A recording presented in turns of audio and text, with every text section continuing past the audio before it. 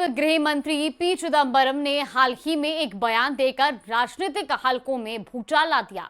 उन्होंने 26/11 मुंबई हमले के बाद पाकिस्तान पर कार्रवाई न करने के पीछे अमेरिकी दबाव की बात स्वीकार की। इस खुलासे ने कांग्रेस में ही एक विवाद की आग लगाती है। ये रिपोर्ट देखिए।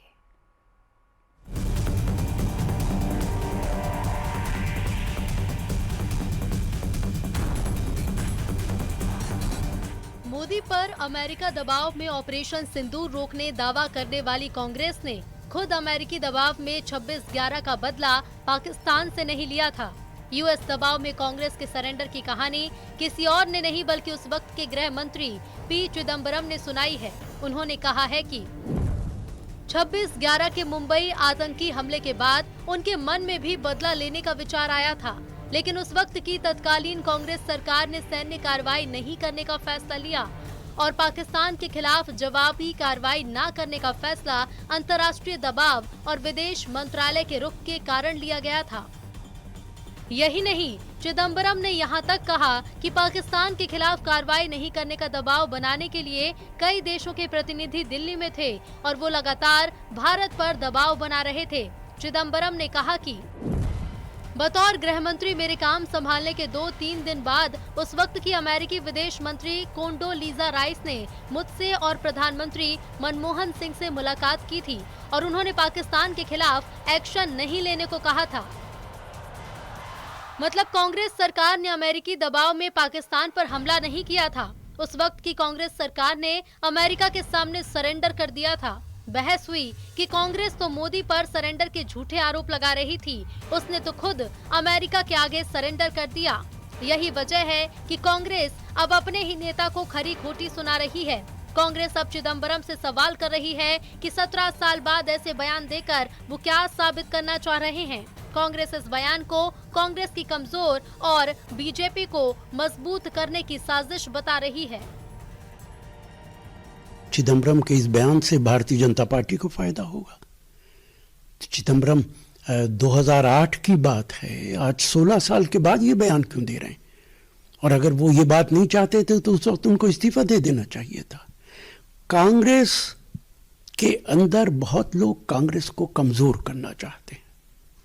घर को आग लग गई घर के चिराग से। आज 18 साल 16 साल के बाद इस बयान का क्या मतलब है? राहुल गांधी कुछ बोलेंगे? रोज बोलते हैं, संविधान दिखाते हैं। जब उनकी सरकार में मां चुप रही, नंबर 2 वो थे। इतनी बड़ी त्रासदी हुई जिसको स्वीकारा है श्रीमान चिदंबरम साहब ने। कुछ नहीं बोलेंगे, कुछ तो बोलिए, लेकिन कितना बोलेंगे? राहुल गांधी संविधान दिखाते हैं लेकिन देश की सुरक्षा के साथ समझौता करते हैं। चिदंबरम का ये बयान ऐसे वक्त में सामने आया जब कांग्रेस अमेरिकी दबाव में ऑपरेशन सिंदूर रोकने का आरोप लगाकर मोदी सरकार को घेरने में जुटी है। लेकिन अब 26/11 मुंबई हमले के बाद पाकिस्तान पर एक्शन नहीं लेने का दावा कांग्रेस के घर में से ही उठा है। बीजेपी को मौका मिल गया है कांग्रेस पर हमले का, तो वहीं बैकफुट पर आई कांग्रेस अब अपने दिग्गज नेता को ही सवालों के कटघरे में खड़ा कर रही है। Bureau report, news 18। इस बार खास स्पेशल इंसेंटिव रिवीजन यानी कि SIR के तहत बड़ा बदलाव हुआ है। आंकड़ों के मुताबिक करीब 69,29,000 नामों को लिस्ट से हटा दिया गया है, जिसके बाद जमकर सियासत भी हो रही है। इस रिपोर्ट में देखिए।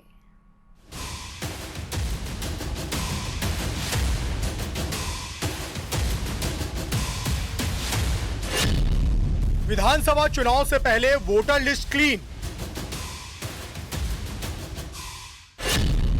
फाइनल वोटर लिस्ट में 69 लाख नाम कटे। पारदर्शी और ऐतिहासिक काम का दावा। बिहार चुनाव से पहले चुनाव आयोग ने बड़ी कार्रवाई की है। स्पेशल इंटेंसिव रिवीजन के बाद फाइनल वोटर लिस्ट जारी कर दी गई है। इसमें 69 लाख से ज्यादा नाम काटे गए हैं, जबकि 21 लाख नए नाम जोड़े गए हैं। अब बिहार में कुल वोटर 7,41,92,357 हो गए हैं। नई वोटर लिस्ट में 3,92,00,000 पुरुष और 3,49,00,000 महिलाएं शामिल हैं। वहीं 1,725 ट्रांसजेंडर मतदाता भी रजिस्टर्ड किए गए हैं। खास बात यह है कि इस बार 14 लाख से ज्यादा युवा वोटर पहली बार वोट डालेंगे। वहीं जिला स्तर पर आंकड़ों पर गौर करें। पटना में 1,63,000 नए वोटर जुड़े हैं, वहीं सारण में 2,24,000 वोटर घटे हैं। सिवान में 31,27,451 मतदाता थे, लेकिन अब घटकर 29,02,683 हो गए। पूरे मामले पर जमकर सियासत भी हो रही है। विपक्ष SIR पर शुरू से ही सवाल उठा रहा है।